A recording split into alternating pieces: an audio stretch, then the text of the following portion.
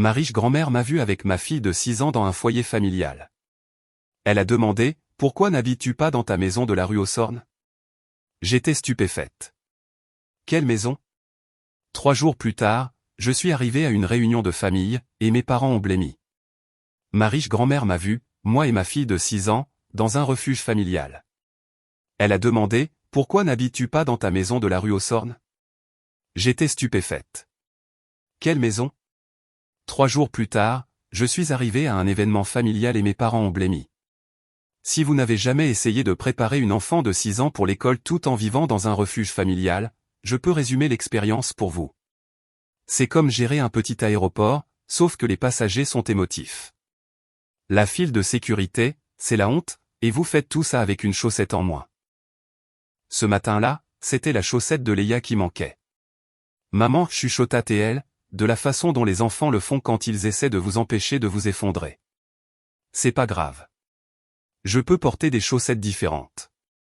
Elle tenait une chaussette rose avec une licorne, et une chaussette blanche qui avait été blanche autrefois. Je les ai fixées comme si elles étaient des preuves sur une scène de crime. C'est un choix de mode audacieux, ai-je dit. Très. Je fais ce que je veux. Leia a souri. Et juste comme ça, pendant une demi-seconde, j'ai oublié où nous étions. Puis la porte du refuge s'est ouverte derrière nous, et le froid m'a giflé pour me ramener à la réalité. Nous étions devant le refuge familial Saint-Brieuc. 6h12 du matin. Le ciel était encore d'un gris meurtri. Le trottoir était humide. L'air avait cette odeur d'hiver, métallique et propre, comme si le monde avait été frotté trop fort. Leia a ajusté son sac à dos, qui était plus grand qu'elle. J'ai remonté la fermeture éclair de sa doudoune, et j'ai essayé de ne pas regarder le panneau au-dessus de l'entrée. Refuge familial.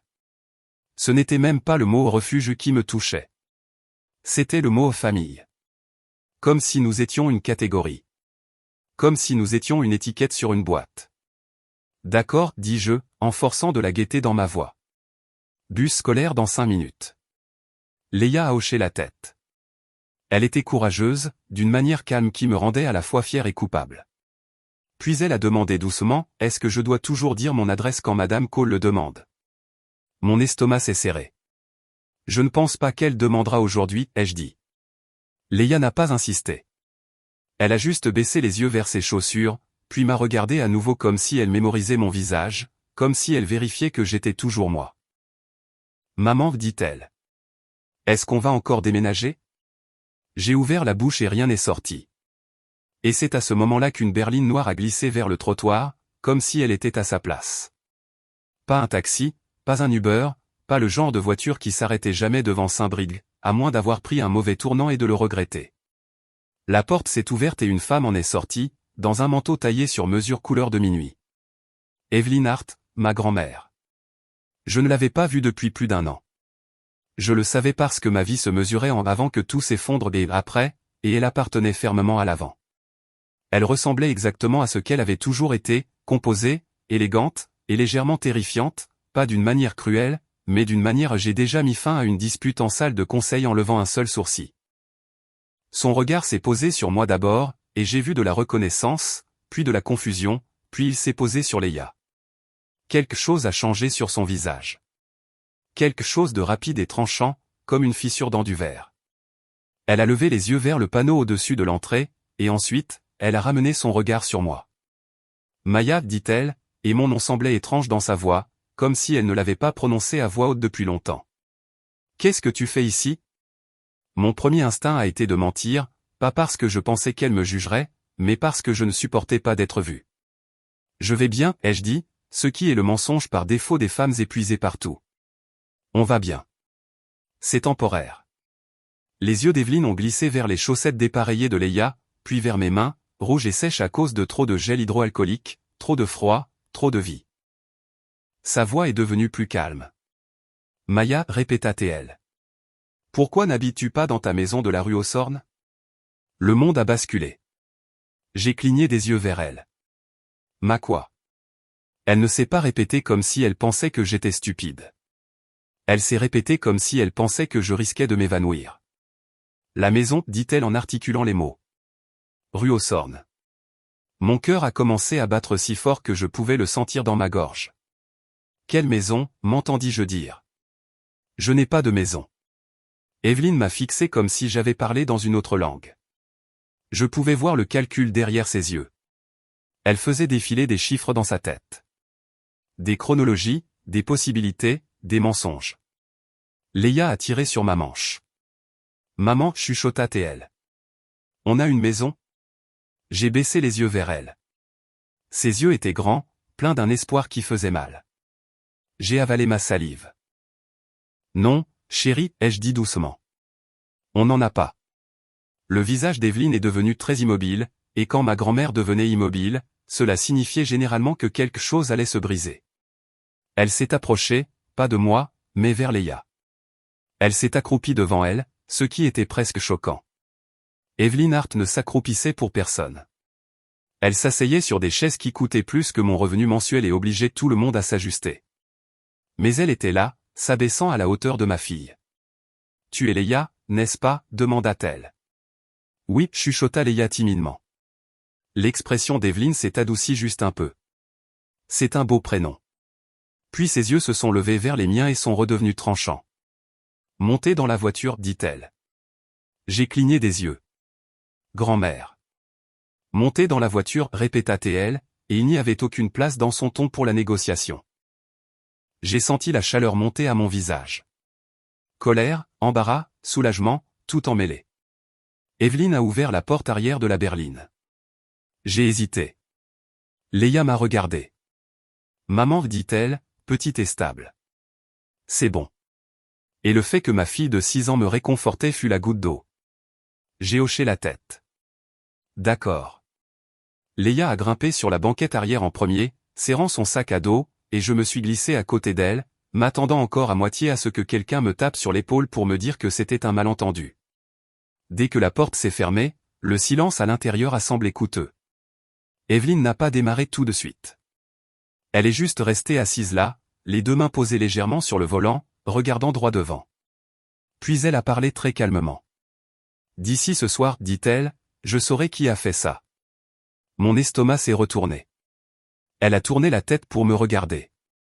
J'ai avalé difficilement. Grand-mère, je ne comprends pas. Non, dit-elle, tu ne comprends pas. Et ça me dit tout. Elle a sorti son téléphone, a tapé une fois, et a dit, appelle Adam. Un homme a répondu rapidement. Mademoiselle Hart, c'est Evelyne, dit-elle. Mettez le gestionnaire immobilier de la rue aux Sornes en ligne, et je veux une réponse simple. Qui a les clés? Qui vit là-bas? Et est-ce que quelqu'un a encaissé de l'argent là-dessus? Mon sang s'est glacé. De l'argent? J'ai fixé son profil, la contraction de sa mâchoire, la façon calme dont elle disait ces mots comme si elle commandait un café.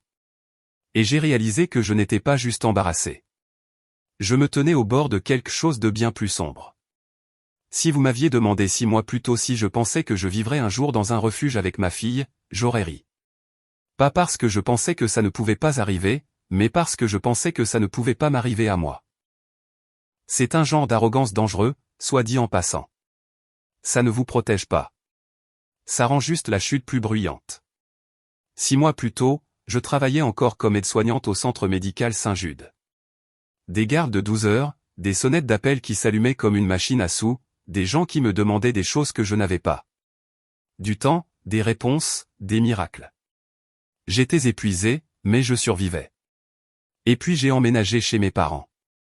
C'était censé être temporaire. Ça commence toujours par temporaire. Mon père, Robert, avait cette voix calme et raisonnable que les gens croient. Ma mère, Diane, avait ce sourire doux qui donnait l'impression qu'elle vous faisait une faveur, même quand elle vous coupait l'herbe sous le pied. Ces jours-ci, je les appelle par leur prénom. Maman et papa ne collaient plus. Tu peux rester avec nous jusqu'à ce que tu te remettes sur pied, avait dit Diane. Léa a besoin de stabilité. La famille soutient la famille. J'aurais dû entendre les petits caractères cachés dans cette phrase. Mais je ne l'ai pas fait. Au début, c'était tolérable. L'appartement de mes parents était petit, mais on s'arrangeait. Léa dormait dans mon ancienne chambre. Je travaillais. Je payais ce que je pouvais. Je faisais profil bas. Puis les commentaires ont commencé. Pas de grandes attaques évidentes. Des petites. Le genre qui ne ressemble pas à de la cruauté si vous le racontez à quelqu'un plus tard. Tu es toujours fatigué, disait Diane. Peut-être que tu devrais mieux organiser ta vie. Robert soupirait quand les jouets de Leia étaient par terre. On essaie juste de garder l'endroit agréable. Et puis un soir, après être rentré d'une double garde avec les pieds douloureux et le cerveau à moitié mort, Diane s'est assise à la table de la cuisine comme si elle allait annoncer un diagnostic. Il faut qu'on parle, dit-elle. Je connaissais déjà ce ton. Nous pensons qu'il est temps que tu deviennes indépendante, dit-elle doucement. Tu es ici depuis assez longtemps. J'essaie, ai-je dit, gardant ma voix égale. Les loyers sont élevés, les dépôts. Tu es une mère, dit Diane. Si tu es une bonne mère, tu trouveras une solution. Les mots m'ont frappé si fort que j'ai regardé autour de moi comme si quelqu'un d'autre avait dû les dire. Robert s'est raclé la gorge. 30 jours. C'est raisonnable. Nous ne sommes pas des monstres. Je voulais crier, mais crier n'aidait jamais dans cet appartement. Ça leur donnait juste quelque chose à pointer du doigt plus tard. Alors, j'ai hoché la tête. D'accord. Et j'ai essayé. J'ai regardé les annonces pendant mes pauses à l'hôpital. Mes pouces faisaient défiler l'écran pendant que j'avalais le café de la cafétéria. J'ai appelé des endroits. On me disait la même chose encore et encore. Premier et dernier mois. Dépôt, preuve de revenus, vérification de crédit. Désolé, nous avons choisi un autre candidat.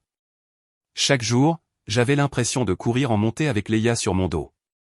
Et puis est venue la nuit où ils ont décidé que 30 jours était en fait une suggestion. C'était après une garde tardive. J'avais aidé un vieil homme confus à se recoucher 3 fois, nettoyé un plateau renversé, et tenu la main d'une femme pendant qu'elle pleurait parce qu'elle avait peur de l'opération. Je suis rentré après minuit. La lumière du couloir devant l'appartement de mes parents était allumée. Mon estomac s'est serré immédiatement.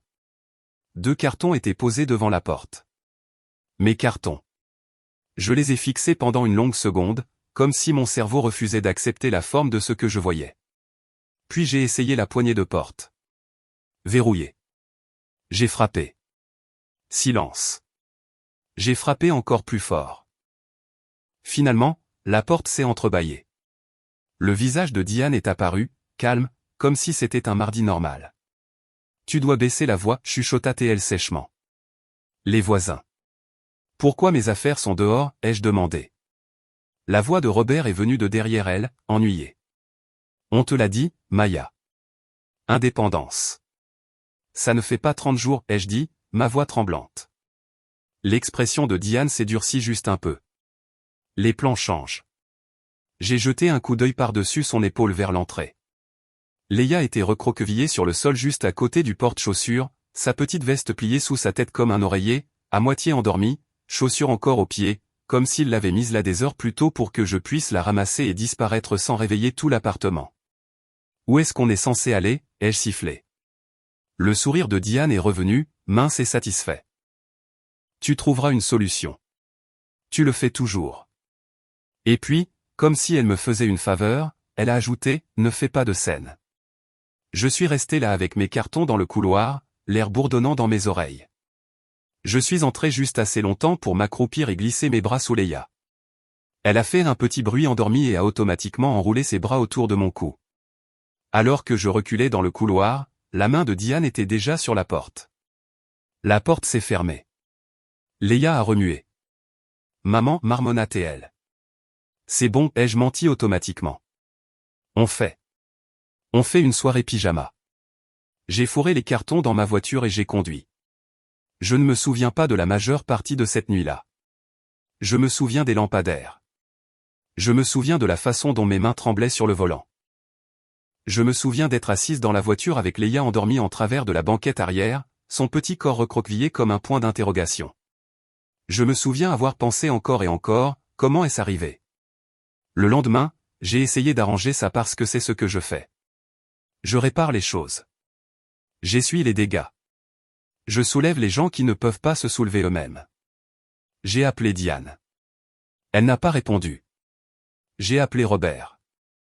Il a répondu une fois. Nous faisons ça parce que nous t'aimons, a-t-il dit comme s'il lisait un script? L'amour vache. Puis il a raccroché. Je suis allé travailler quand même, parce que le loyer que je n'avais pas n'allait pas se payer tout seul. Au 3e jour, mes joues étaient creusées par le stress et j'avais mal au ventre à cause de la nourriture bon marché de station-service. J'ai essayé un motel. Une nuit, 2, puis l'argent s'est épuisé. Un conseiller scolaire a remarqué que Léa était calme, a demandé si tout allait bien. J'ai menti. Puis le conseiller a redemandé doucement, et j'ai vu Léa me regarder avec ses grands yeux, apprenant de moi comment mentir pour survivre. Alors j'ai dit la vérité, et 2 jours plus tard, je remplissais des formulaires d'admission au refuge pendant que Léa était assise à côté de moi, balançant ses jambes. L'employé à l'accueil était gentil mais fatigué, comme si elle en avait trop vu. Nous avons besoin de vos informations, a-t-elle dit. Nous devons savoir où vous avez passé la nuit dernière. Dans ma voiture, ai-je dit. Elle a hoché la tête comme si elle cochait une case. Léa s'est penchée vers moi et a chuchoté trop fort, c'est notre maison maintenant? La femme a tressailli. J'ai souri trop fort. Non, ai-je dit rapidement. Non, ma chérie. Je voulais ajouter c'est temporaire, mais le mot avait le goût d'une blague. Cette nuit-là, Léa s'est endormie sur un lit étroit à côté de moi dans une pièce qui sentait l'eau de javel et la nourriture trop cuite. Je suis resté éveillé à écouter les bruits des autres familles derrière les murs fins, des toux, des bébés qui pleurent, quelqu'un qui chuchote c'est bon encore et encore comme une prière. Mon téléphone était dans ma main. J'ai pensé à appeler ma grand-mère. Evelyn Hart n'était pas le genre de femme qu'on appelait pour pleurer. C'était le genre de femme qu'on appelait quand on avait besoin de résoudre un problème. Mais ma mère avait passé des années à m'entraîner à ne pas la déranger. Ta grand-mère déteste les drames, disait toujours Diane. Elle n'aime pas la faiblesse. Ne t'affiche pas. Et quand j'ai envoyé un SMS à Diane après l'expulsion pour demander si Evelyn savait ce qui se passait, Diane a répondu instantanément. Grand-mère est à l'étranger. Elle est occupée. Ne l'entraîne pas là-dedans. C'était incroyable à quel point ma mère pouvait répondre vite à un SMS quand elle voulait quelque chose. Alors, je n'ai pas appelé. Je me suis dit que je gérerais. Je me suis dit que je ne voulais pas avoir l'air pathétique. Je me suis dit beaucoup de choses. Et puis, par un matin d'hiver froid, ma grand-mère est sortie d'une berline noire devant un refuge et m'a demandé pourquoi je n'habitais pas dans ma maison de la rue aux Sornes. Et j'ai réalisé que je n'avais pas juste un problème de logement. J'avais un problème de famille, et quelqu'un mentait depuis longtemps. De retour dans la berline, l'appel d'Evelyn était déjà en cours. Je n'entendais pas l'autre voix, seulement le côté d'Evelyn, assez tranchant pour couper du verre. Qui a signé pour les clés? Un temps. Et la maison est occupée. Mon estomac a chuté. Evelyn n'a pas réagi comme quelqu'un de surpris. Elle a réagi comme quelqu'un confirmant ce qu'elle soupçonnait déjà. Envoyez le dossier à Adam, dit-elle. Tout. Elle a mis fin à l'appel et m'a enfin regardé, pas avec pitié, mais avec certitude. J'ai envoyé un seul SMS à l'école de Léa avec des pouces qui ne s'arrêtaient pas de trembler. Urgence familiale. Léa ne sera pas là aujourd'hui. Pas d'explication, pas de dissertation. Juste la vérité dans le plus petit paquet le moins humiliant que je pouvais gérer. Evelyn a conduit jusqu'à un dîner à 10 minutes de là. Le genre d'endroit avec des fenêtres chaudes, une cloche sur la porte, et des menus qui sentaient le sirop. À l'intérieur, le chauffage m'a soufflé au visage si fort que j'ai presque pleuré sous le choc d'avoir chaud. Nous avons glissé dans une banquette. Léa a immédiatement trouvé le menu enfant et a commencé à colorier un pancake de dessin animé comme s'il l'avait personnellement insulté. Evelyn a commandé un chocolat chaud pour Léa sans demander. Je l'ai regardé faire et j'ai ressenti une vague étrange de colère. Pas contre Evelyn, mais contre l'univers, parce qu'il était si facile d'être gentil et que mes parents avaient choisi tout le reste. Evelyn a levé son téléphone à nouveau. Grand-mère, ai-je commencé puis arrêté, parce que je n'avais aucune idée de ce que je demandais. Quelle maison? Pourquoi es-tu là? Comment ma vie est-elle devenue une pancarte de refuge? Evelyn n'a pas répondu à mes questions dans l'ordre que ma panique voulait. Elle a juste dit calmement, je vais passer un autre appel. Tu vas écouter et tu ne m'interrompras pas. J'ai hoché la tête. C'était le genre de hochement de tête qu'on donne à un chirurgien quand on est sur la table d'opération. Elle a tapé sur l'écran et a mis le téléphone sur haut-parleur. Une sonnerie, 2, puis la voix de ma mère. Diane, brillante et douce, comme si elle auditionnait pour le rôle de parent aimant dans une production de théâtre communautaire. Evelyne, oh mon Dieu, quelle surprise. Comment vas-tu? Le ton d'Evelyne est resté agréable, presque doux. Je pensais à Maya, dit-elle. Comment va-t-elle? J'ai senti mon estomac tomber dans mes chaussures. Il y a eu une microseconde de silence, la plus petite pause où un menteur décide quelle version de la réalité est la plus utile. Puis Diane a répondu doucement, avec assurance, comme si elle avait pratiqué la phrase devant un miroir. Oh, elle va très bien, dit-elle. Elle vit dans la maison. Elle est installée. Elle adore ça. Tu connais Maya, elle voulait de l'espace, alors on ne t'a pas dérangé. J'ai fixé la table collante comme si elle pouvait s'ouvrir et m'avaler tout entière. En face de moi, Leia coloriait tranquillement, en fredonnant pour elle-même. Elle ne comprenait pas les mots, mais elle comprenait le ton. Elle a levé les yeux une fois, a vu mon visage, et est retournée colorier plus fort, comme si elle pouvait gribouiller le problème pour le faire disparaître. Diane a continué à parler, remplissant le silence de bêtises joyeuses, à quel point elle avait été occupée, à quel point elle était fière, comment la famille et tout. Evelyne la laissait faire. Evelyne ne précipitait pas les menteurs. Elle leur donnait de la place pour se pendre correctement. Finalement, Evelyne a dit, c'est bon à entendre. Et a mis fin à l'appel juste comme ça. Pas de confrontation, pas d'accusation, pas de « je t'ai eu ». Ma gorge s'est serrée. Ça, dit Evelyne doucement, ce n'était pas de la confusion. J'ai laissé échapper un rire qui ressemblait à une toux. Alors elle savait, ai-je dit. Elle savait tout ce temps. Les yeux d'Evelyne sont restés sur les miens, stables et perçants. Elle savait assez pour mentir sans réfléchir, dit-elle. Ça me dit ce que j'ai besoin de savoir. Leia a glissé sa page de coloriage vers moi. Maman, regarde. J'ai fait le pancake violet. J'ai forcé un sourire si rapidement qu'il devait avoir l'air douloureux. Waouh, ai-je dit. Ce pancake est incroyablement courageux. Leia a rigolé, et pendant une demi-seconde, ma poitrine s'est desserrée. Puis Evelyne s'est penchée, a baissé la voix, et a dit la phrase simple que j'aurais dû entendre des mois plus tôt. J'ai arrangé une maison pour toi, dit-elle. Rue aux Sornes. Tes parents étaient censés gérer la transition, les clés, l'emménagement, tout ça. Ils m'ont dit que c'était fait. Mon cerveau essayait de traiter l'information. Une maison pour nous, et mes parents avaient vécu leur vie comme si cette phrase n'existait pas. J'ai agrippé le bord de la banquette jusqu'à ce que mes articulations deviennent blanches. Pourquoi tu ne me l'as pas dit directement, m'entendis-je demander, et je me suis immédiatement senti stupide, comme si je blâmais la seule personne qui s'était présentée. Evelyne n'a pas tressailli. Parce que j'ai fait confiance à tes parents, dit-elle. Ce qui était mon erreur, pas la tienne. Puis elle s'est levée, a fait quelques pas pour que Leia ne puisse pas entendre, et a passé 2 appels rapides. Voix basse, brève, efficace. Je n'ai saisi que des morceaux. Dossier aux Sornes, résumé propre, registre des clés, historique de l'annonce, paiement des locataires. Oui, aujourd'hui. Quand elle est revenue, elle ne s'est pas assise comme si elle prévoyait de s'attarder. Elle s'est assise comme si elle prévoyait de bouger. Tu ne retournes pas à ce refuge, dit-elle. Ma fierté a essayé de se lever et d'argumenter. Mon épuisement l'a repoussé. D'accord, ai-je chuchoté, ce qui était le mot le plus honnête que j'avais dit de toute la journée. 1 heure plus tard, Leia rebondissait sur un lit d'hôtel comme si c'était un trampoline, et le monde n'avait jamais été cruel. Elle a trouvé le petit savon offert, l'a reniflé théâtralement, et a annoncé qu'il sentait comme une grand-mère chic. Evelyne se tenait près de la fenêtre, téléphone en main, regardant la circulation comme si elle observait un champ de bataille. Elle ne m'a pas tout dit. Elle n'avait pas à le faire. Le but n'était pas encore les détails. Le but était que quelque chose se passait, quelque chose que je n'avais pas apporté seul. Cette nuit-là, après que Leia se fut endormie dans des draps propres avec son lapin en peluche coincé sous le menton, Evelyne s'est assise à la petite table près de la fenêtre et a enfin parlé à nouveau.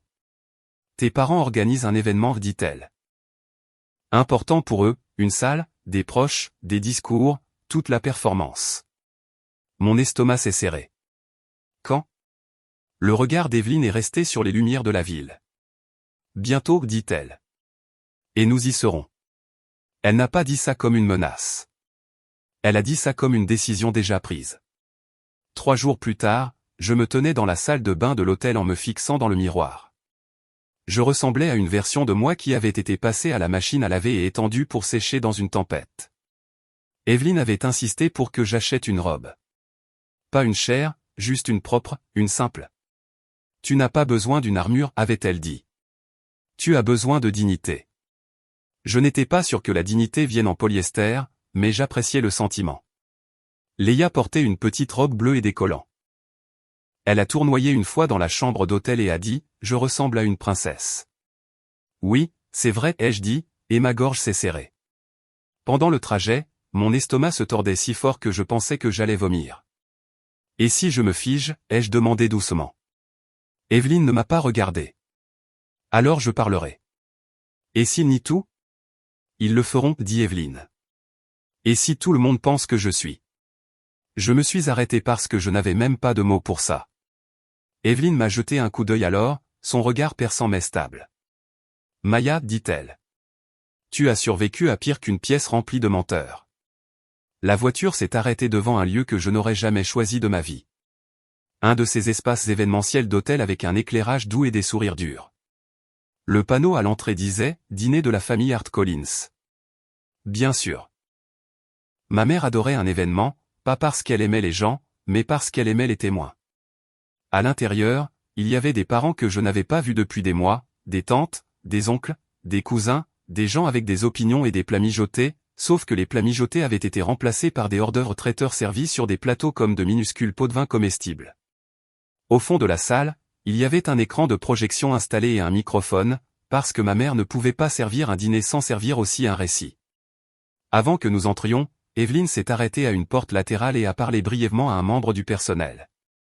Une femme a hoché la tête et a ouvert une petite salle privée à côté de la salle de banquet, calme, chaude, approvisionnée en bouteilles d'eau et en crackers. C'est pour Leia, dit Evelyne. Elle n'a pas besoin d'être au centre de ça.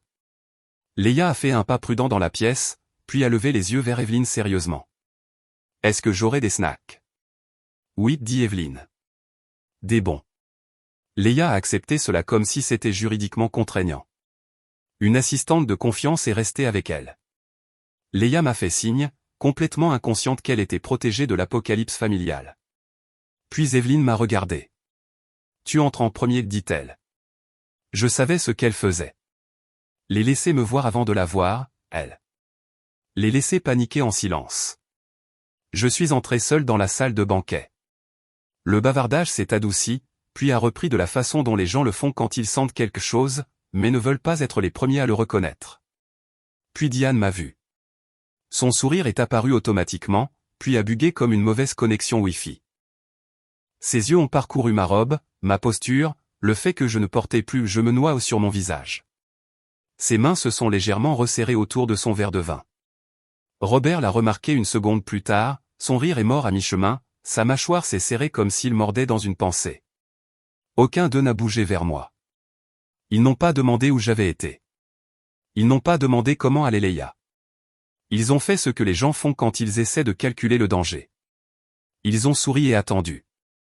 Je me suis tenu près du bord de la salle et j'ai laissé le silence faire son œuvre. L'humour sec est parfois la seule chose qui vous empêche de crier. Alors, je me suis permis une pensée. Regardez-nous. Un dîner de famille. Le genre où tout le monde fait semblant que la chose la plus importante est le plan de table. Une minute plus tard, la température de la pièce a changé. Evelyne Hart est entrée, calme, sans hâte, complètement en contrôle. À côté d'elle se trouvait un homme avec un dossier mince et une sacoche d'ordinateur portable. Le genre de personne qui avait l'air de n'avoir jamais élevé la voix de sa vie parce qu'il n'en avait pas besoin. Diane a blêmi.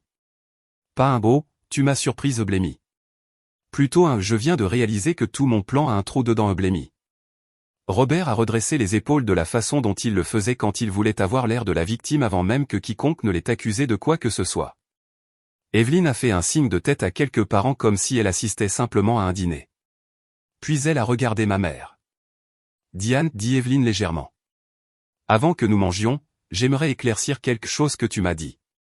Le sourire de ma mère s'est crispé. Bien sûr, maman. La voix d'Evelyne est restée calme. Tu m'as dit que Maya vivait dans la maison de la rue Hawthorne, dit-elle. La salle s'est tue, Pas parce que tout le monde se souciait soudainement de la rue aux Sornes, mais parce que tout le monde se souciait soudainement du visage de Diane. Les yeux de Diane ont dardé. Elle a posé son verre comme s'il était devenu lourd. Eh bien, dit-elle en riant trop vite. Oui, elle. Evelyne a levé une main. Ne faisons pas ça avec des devinettes, dit Evelyne. Faisons-le avec des faits. Elle a fait signe à l'homme avec l'ordinateur portable. Il s'est avancé et s'est branché au projecteur de la salle comme s'il l'avait fait 1000 fois. La première diapositive est apparue. Rue aux Sornes. Résumé. Un murmure a parcouru la salle. La bouche de Diane s'est ouverte. Rien n'en est sorti. Evelyne ne parlait pas comme si elle faisait un discours au tribunal. Elle parlait comme si elle lisait la météo. Cette maison a été arrangée pour Maya et Leia, dit-elle, et l'écran a montré une simple ligne pour correspondre. Diapositive suivante. Clé remise à Diane Hart Collins. Juillet. Evelyne a laissé ça reposer pendant une demi-seconde. Puis une autre diapositive. Une capture d'écran d'annonce. La maison aux Sornes commercialisée comme location meublée. Photos du salon, de la cuisine, de la chambre. Les gens se sont penchés en avant. Les mains de Diane ont commencé à trembler. Suivant, un résumé de bail. Nom flouté. Date visible. Locataires emménagés. Août. Et puis la diapositive qui a rendu la salle silencieuse comme la mort. Une page d'instruction de paiement du dossier du gestionnaire immobilier. Compte de versement des loyers fournis par Diane et Robert. La voix d'Evelyne ne s'est pas élevée. Diane, dit-elle, tu n'as pas juste pris les clés. Elle a regardé autour de la salle, s'assurant que tout le monde entendait. Tu as loué la maison destinée à ma petite-fille et à mon arrière-petite-fille, et tu as fait envoyer le loyer sur un compte que tu contrôlais. Robert a craqué le premier, bruyamment, essayant de reprendre la salle. C'est inapproprié, aboya-t-il. C'est un événement familial. Evelyne a tourné son regard vers lui. Oui, dit-elle. C'est pourquoi je le fais ici. Diane a trouvé sa voix, mince et frénétique. On allait lui dire, dit-elle rapidement. C'était temporaire. Nous avions besoin de temporaire, répéta Evelyne. Ses yeux ont glissé vers la salle latérale où Leia se trouvait, invisible, mais présente.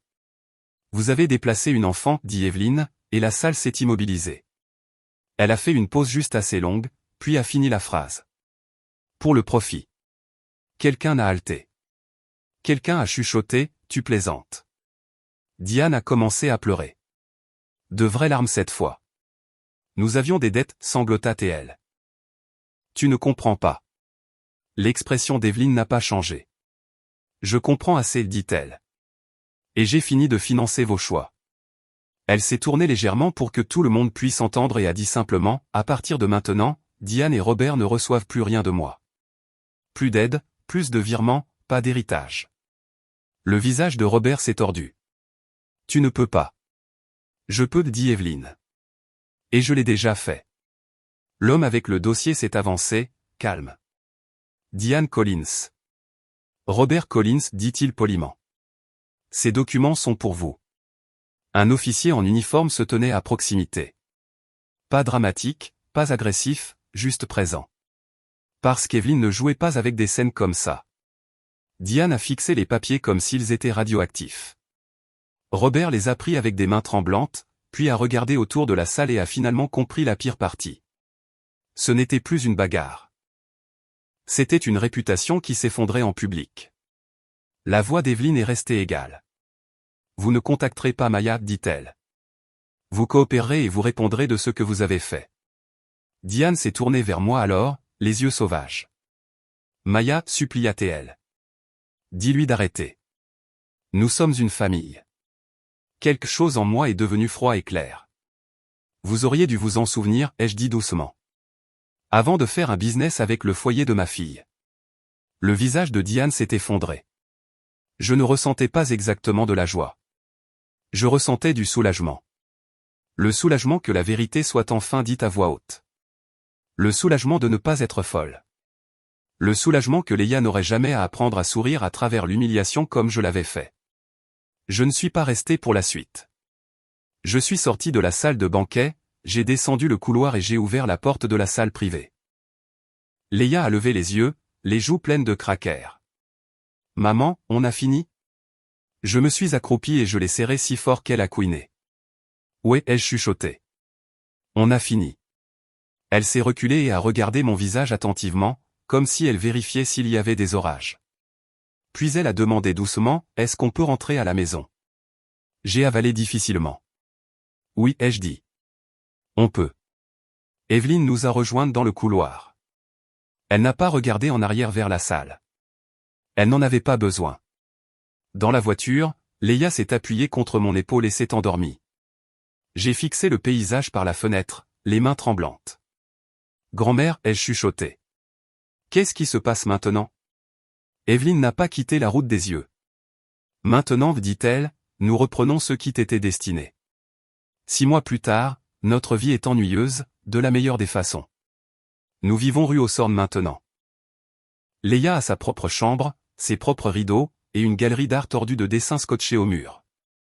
Elle marche pour aller à l'école comme si le monde avait toujours été sûr. C'est ça le but. Je suis toujours aide-soignante par choix, pas parce que je suis coincée. Je finis mon parcours d'infirmière une étape à la fois, et pour la première fois, mon énergie va dans l'avenir au lieu de la survie. Evelyne n'a jamais payé pour ma vie. Elle s'est présentée quand ça comptait le plus, et elle s'est assurée que personne ne pourrait plus jamais intercepter l'aide. Les dimanches matins, elle vient avec des pâtisseries et fait semblant qu'elle est seulement là pour voir Léa. Léa n'y croit pas à grand-mère Evelyne, demandera-t-elle, est-ce que tu aimes notre maison? Evelyne fait toujours une pause comme si elle avalait quelque chose de lourd. Puis elle dit, oui, je l'aime. Quant à Diane et Robert, il s'avère qu'on ne peut pas louer la maison de quelqu'un d'autre, encaisser l'argent, et continuer à appeler ça la famille. Le loyer qu'ils ont pris n'est pas resté gratuit. Ils ont été forcés de le rembourser, et l'enquête qui a suivi a fait s'évaporer leur image respectable. Une fois qu'Evelyne les a coupés, leurs dettes cachées sont apparues comme des cafards sous un interrupteur qu'on allume. Les gens ont arrêté de les inviter, les appels ont cessé d'obtenir des réponses. Ma mère a essayé de me contacter, pas pour s'excuser, mais pour négocier. J'ai bloqué le numéro parce que j'ai fini de marchander pour la décence de base. Alors, qu'en pensez-vous? Evelyne a-t-elle fait ce qu'il fallait ou est-elle allée trop loin? Faites-le moi savoir dans les commentaires et abonnez-vous pour plus d'histoires.